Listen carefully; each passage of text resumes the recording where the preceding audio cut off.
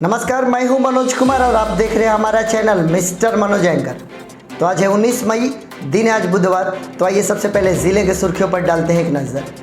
ज़िले में 224 और लोगों ने दे दी है कोरोना को मात। अब हमारे ज़िले में एक्टिव केसेस की संख्या बची है 577। डुमरांव से तकादा करने निकले दो युवक सड़क दुर्घटना में गिरधर बराव के समीप हुए घायल।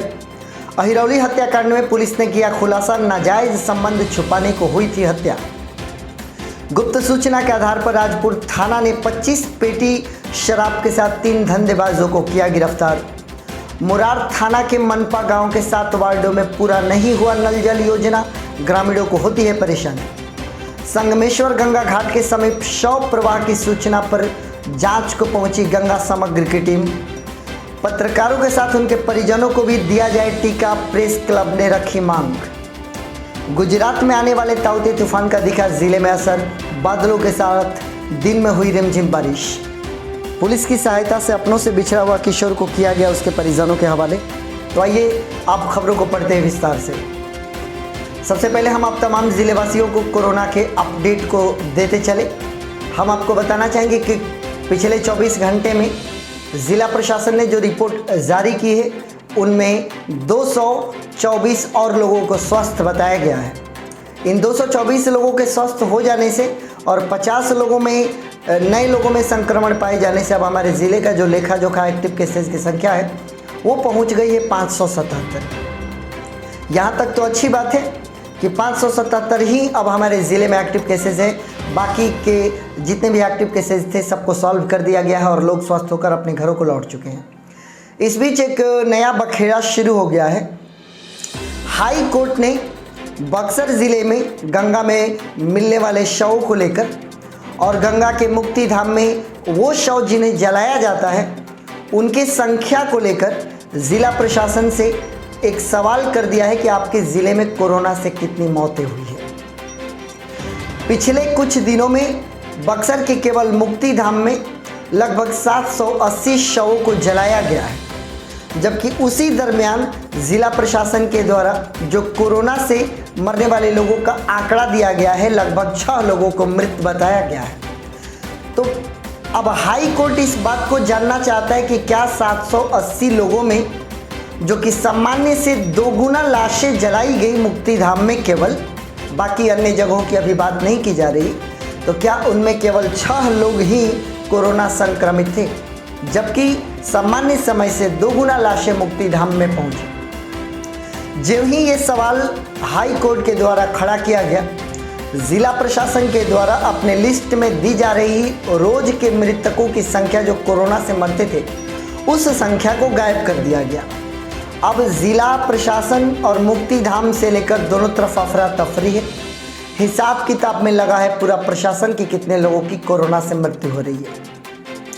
कहीं ना कहीं जितनी बड़ी संख्या में लाशें पहुंच रही है जलाने के लिए और अन्य जगहों पर जहां पर दफनाया भी जाता है वहां पर भी लाशें पहुंच ही रही होंगी, तो कुल मिला जुलाकर बहुत अधिक संख्या में लोग मर रहे हैं, जिस पर संज्ञान लिया है हाई कोर्ट ने। और चूँकि हमारे ज़िले में गंगा नदी के किनारे लाशों का ज़ख़ीरा बरामद किया गया, यूँ कह लें अगर हम इतने मृतकों को बरामद किया गया जो कि पूरे हमारे देश में भारत स्तर पर ये एक हाईलाइटेड न्यूज़ बन गया। तमाम न्यूज़ चैनल्स वालों ने इस न्यूज़ को कवरेज देना शुरू कर दिया। तो यह लाजिमी सी बात है कि उच्च न्यायालय के द्वारा संज्ञान लिया गया है और हिसाब किताब मांगा गया है। उम्मीद करते हैं कि वो जो आंकड़ा गायब कर दिया गया है जो रोज़ ज़िला प्रशासन के द्वारा दिया जा रहा था उसको सॉर्ट आउट करके और सही आंकड़ा आज दे दिया जाएगा, जो कल के न्यूज़ अपडेट में आपको मैं दे पाऊँगा। आगे बढ़ेंगे। दुखद खबर है, डुमरांव से 2 युवक जो कि तकादा करने के लिए गिरधर बराव जा रहे थे। पेशे से वो हलवाई का काम करते थे। उन्हें किसी से 10,000 रुपये का तकादा करना था, जिसके लिए वो बाइक पर सवार होकर और वो पहुंच रहे थे गिरधर बराव। चौगाई के रास्ते होते हुए जब वे लोग वहाँ पर जा रहे थे और गिरधर बराव के समीप वो पहुँच चुके थे, तब तक एक दूसरी बाइक से उनके बाइक की टक्कर हो गई, जिससे कि उनकी बाइक क्षतिग्रस्त हो गई और वो दोनों घायल हो गए। जो 2 घायल हैं उनके नाम जो बताए गए हैं पप्पू कुमार हैं, जिनकी उम्र 25 वर्ष है, वहीं रंजीत कुमार उर्फ बड़े, जिनकी उम्र 40 वर्ष है, दोनों को डुमरांव अस्पताल पहुंचाया गया। इनमें से बड़े की हालत गंभीर थी, जिनको डुमरांव अस्पताल से बक्सर सदर अस्पताल रेफर कर दिया गया। ये दुर्घटना जो घटित हुई है, ये सड़क दुर्घटना है और सुबह में ही घटित हुई है। सड़क पर जब भी आप बाइक लेकर चल रहे हैं, अभी के समय के बारे में मैं आपको बता दूं कि किसी भी प्रकार की दुर्घटना होती है या बीमारी होती है, अभी का सिचुएशन ऐसा है कि आपको अस्पतालों में डॉक्टर्स जल्दी नहीं मिल पाएंगे। महामारी का दौर चल रहा है, तो कोरोना तो एक कारण है ही जो कि हमें मार रहा है या फिर घायल कर रहा या हॉस्पिटलाइज्ड कर रहा। किसी अन्य कारण से हम मरे नहीं, घायल ना हो, हॉस्पिटलाइज्ड ना हो, इसका हम लोग ख्याल रखें। हम ईश्वर से प्रार्थना करते हैं कि दोनों घायल जल्दी स्वस्थ होकर अपने घरों को लौटें। आगे बढ़ेंगे। अहिरौली हत्याकांड में पुलिस ने खुलासा किया है। हमने कुछ दिनों पहले एक सूचना दी थी आपको कि 11 मई को राकेश चौधरी नाम के एक युवक की, जो कि मामा गांव में आए थे शादी में शामिल होने के लिए, उनकी हत्या कर दी गई थी। हत्या का सुराग नहीं मिला था। पुलिस तभी से मामले की तफ्तीश कर रही है।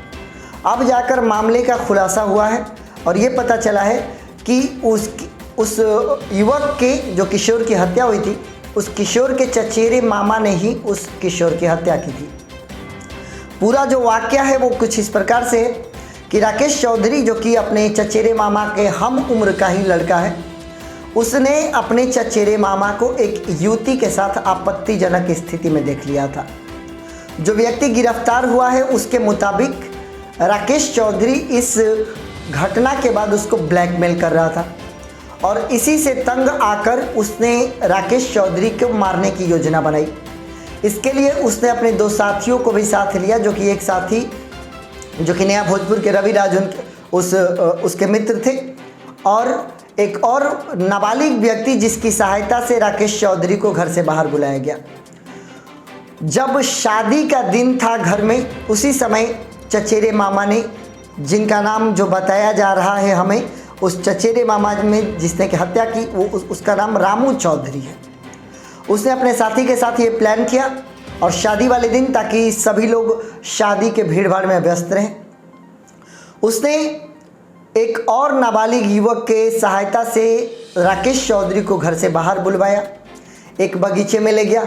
बातचीत करने के क्रम में उसके मित्र ने उसके सिर पर लोहे के रॉड से प्रहार किया। लड़के की वहीं पर मृत्यु हो गई। उसके बाद चचेरा मामा, जो कि अपने सामने इस हत्या को देखकर बहुत ज़्यादा घबरा भी गया, भाग कर वो अपने घर की तरफ पहुंचा। इस क्रम में 1-2 लोगों ने उसको देखा भी, जिसको संदेह भी हुआ, लेकिन किसी ने ये नहीं सोचा था कि वो अपने चचेरे भगने की हत्या कर देगा। धीरे धीरे पुलिस जब मामले की तहकीकात करने लगी तो एक एक करके सारे पहलू सामने आने लगे। फिर चचेरे मामा की गिरफ्तारी हुई, इसकी निशानदेही पर 2 और युवकों की गिरफ्तारी हुई और उसके बाद पूरा का पूरा माजरा सामने आ गया। पूरी की पूरी बात बता दी गई। अब इन तीनों को गिरफ्तार करके इनसे पूछताछ करके और इनको जेल भेज दिया गया है। एक ऐसा समय जब हम कोरोना से लड़ाई लड़ रहे हैं, ये तमाम किस्म की घटनाएं, वो व्यक्ति भी जो कि पेशेवर अपराधी नहीं है, जिसने कि अपने जीवन में कभी हत्या नहीं की है, वो भी कर लेता है। ऐसे स्थिति उत्पन्न हो जाते हैं कि किसी के घर का चिराग बुझ जाता है, जैसा कि राकेश चौधरी के घर की अभी स्थिति होगी। हम आशा करते हैं कि इस मामले की निष्पक्ष सुनवाई हो और पुलिस अपने कर्तव्य का निर्वहन करते हुए जो पीड़ित है उनको न्याय दिलाए। आगे बढ़ेंगे। राजपुर थाना को गुप्त सूचना मिली कि एक शराब का धंधेबाज अपने साथियों के साथ मिलकर शराब की खेप ले आने वाला है। इस सूचना के पश्चात राजपुर थानाध्यक्ष यूसुफ अंसारी ने एक टीम बनाई और टीम को इस मिशन पर लगाया और मिशन पर लगने के बाद टीम ने कामयाबी हासिल की और 25 पेटी शराब के साथ 3 धंधेबाजों को गिरफ्तार कर लिया।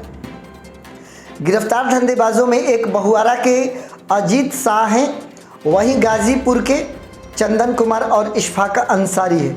इन तीनों धंधेबाजों को गिरफ्तार कर लिया है। कोरोना काल में जहां पर तमाम व्यावसायिक प्रतिष्ठान बंद है, तमाम विद्यालय बंद हैं, तमाम स्कूल कॉलेजेज बंद हैं, सब कुछ बंद है, लेकिन अभी भी शराब बंद नहीं। शराब अपने जगह पर है और कहीं ना कहीं चोरी चुपके ही सही इतनी बड़ी तगड़े पहरे के बावजूद, नीतीश सरकार के इतने बड़े कदम के बावजूद शराब की तस्करी, शराब की धंधेबाजी, शराब की बिक्री नहीं रुक रही और अभी भी गली मोहल्लों में कई जगहों पर शराब की बिक्री की जा रही है, जबकि पुलिस लगातार छापेमारी करती है और बड़ी मशक्क़त के साथ धंधेबाजों को गिरफ्तार भी करती है।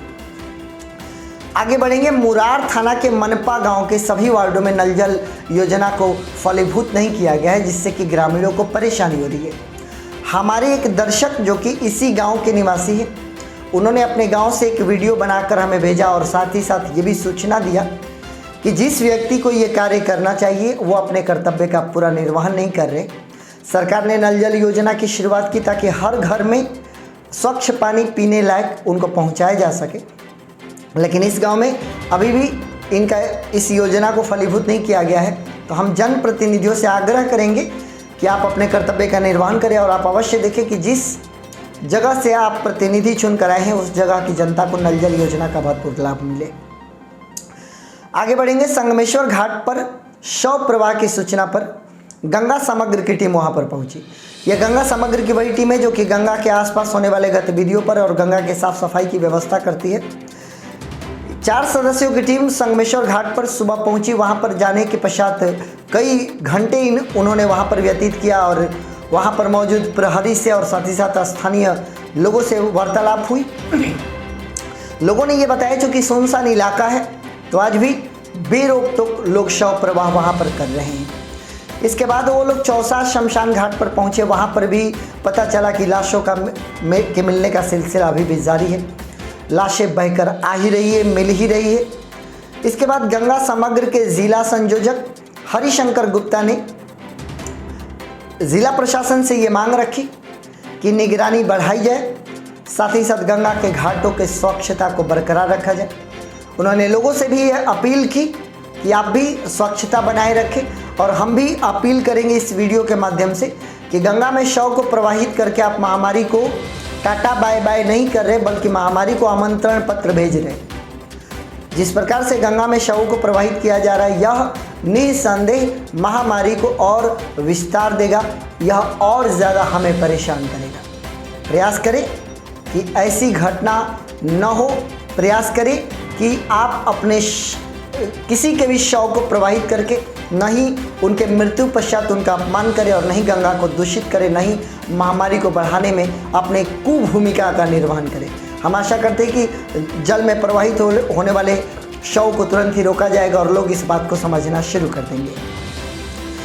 आगे बढ़ेंगे। पत्रकारों के साथ उनके परिवार वालों को भी दिया जाए टीका, ऐसा कहना है प्रेस क्लब का। पूरे महामारी के दौरान प्रेस और मीडिया ने अपनी पूरी भूमिका का निर्वहन किया। जगह जगह पर पहुंचना, कोरोना काल में भी अपने आप को बचाते हुए और कोरोना की रिपोर्टिंग करना। इस क्रम में इस कोरोना की जो दूसरी लहर आई है इसमें कई पत्रकारों की भी मृत्यु होते हुए लोगों ने देखा। यहाँ तक कि राज्य सरकार ने भी डिक्लेयर्ड कर दिया कि जो जर्नलिस्ट्स हैं they are the front line workers. पत्रकारों को अग्रणी भूमिका में लड़ने वाले कर्मियों के रूप में प्रस्तुत किया गया है। इसके तहत हमारे ज़िले के अध्यक्ष, प्रेस क्लब के अध्यक्ष शशांक शेखर ने जिलाधिकारी अमन समीर को पत्र लिखकर इस बात की सूचना दी है और आग्रह किया है कि आप पत्रकारों के साथ साथ उनके परिवार वालों को भी टीका दिलवाने की व्यवस्था करें ताकि ये पत्रकार बाहर इनका आना जाना लगा ही रहेगा, कहीं ये घर में प्रवेश करते हैं और इनके कारण इनके परिवार वाले संक्रमित ना हो, इसके लिए उनको भी टीका दिया जाना आवश्यक है। आगे बढ़ेंगे। गुजरात में आने वाले ताउते तूफान का हमारे ज़िले में भी असर दिखा और कल पूरा दिन मौसम सुहाना रहा। रात्रि के समय में लोगों को केवल पंखे चलाकर एयर कंडीशनर में सोने का आनंद प्राप्त हुआ। पूरा दिन मौसम एकदम खुशनुमा रहा। रिमझिम बारिश होते रही, ठंडी ठंडी हवा चलते रही। ये वही ताउते तूफान जो कि गुजरात से चलकर वहाँ पर तो तबाही और विनाश मचा रहा है, लेकिन हमारे यहाँ उसकी हल्की सी असर, बादलों का मंडराना और रिमझिम बारिश होना, मौसम एकदम सुहाना हो गया। और हमारा जो ज़िला है और हमारा जो गांव है और नगर है वो रिमझिम बारिश के पश्चात और भी खूबसूरत दिखने लगा और स्वच्छ, और चारों तरफ कुदरत ने अपने ब्यूटी को दिखाना शुरू कर दिया। और आमतौर पर जब बारिश हो जाए तो मौसम जब साफ़ होता है तो सारा प्रदूषण नीचे आ चुका होता है और तब हमारा गांव, हमारा शहर बड़ा खूबसूरत दिखता है। और कल ऐसा ही नज़ारा हमने अपने ज़िले में देखा। कुरान सराय थाना के अंतर्गत मठिला गांव के समीप एक किशोर को भटकता हुआ पाया गया, जिस पर लोगों की नज़र पड़ी और लोगों ने तुरंत इसकी सूचना पुलिस प्रशासन को सौंपी। पुलिस उसी समय एसपी के निर्देशानुसार एक्शन में आई और वो मठिला गांव में पहुंची, जहां पर उस किशोर को बरामद किया गया। किशोर को कुरान सराय थाना अपने साथ ले गई, उसको थाने में बैठाया गया, उससे पूछताछ की गई तो उसने अपना नाम जहीदुल हक और अपने पिता का नाम मोजमेल हक बताया। उसने अपने गांव का नाम झिल्लू, जो कि थाना मंगलकोट के अंतर्गत आता है, जो कि ज़िला वर्धमान में है, पश्चिम बंगाल का वो निवासी था। उसकी सूचना के अनुसार उसके परिजनों को ये सूचित किया गया कि उनका किशोर बिहार के बक्सर ज़िले के कुरान सराय थाने में बैठा हुआ है। उसके परिवार वाले तकरीबन रात को 2 बजे कुरान सराय थाना पहुँचे, जहाँ पर तमाम जान पहचान कराने के बाद और कागज़ी कार्रवाई पूरी करने के बाद थानाध्यक्ष ने उस किशोर को उसके परिजनों के हवाले कर दिया और वो किशोर सकुशल अपने परिवार वालों के साथ चला गया। यह हमारे बक्सर ज़िले का अपडेट है, जो कि मैंने आप तक पहुंचाया। आपका घर पे रहना अति आवश्यक है, उससे भी अति आवश्यक कार्य अगर आपको पड़ता है तो आप जाएं। बाहर जाना भी ज़रूरी है ज़िंदगी जीने के लिए, क्योंकि कई सारे कार्य बिना बाहर निकले नहीं होता। तो आप अति आवश्यक कार्य से बाहर जाएं, लेकिन बाहर जाते समय अपने आप को पूर्ण रूप से सुरक्षित रखने का प्रयास करें। हमारा और आपका संबंध ये बना रहे, हम न्यूज़ बनाते रहें और आप व्यूज़ करते रहें। इसके लिए हमारा और आपका दोनों लोगों का सुरक्षित रहना आवश्यक है। आप सकुशल रहें, सुरक्षित रहें, आपके लबों की मुस्कुराहट हमेशा बनी रहे, ऐसी हमारी कामना है और आप हमारे साथ बने हुए हैं। इसके लिए आप सभी का बहुत बहुत धन्यवाद।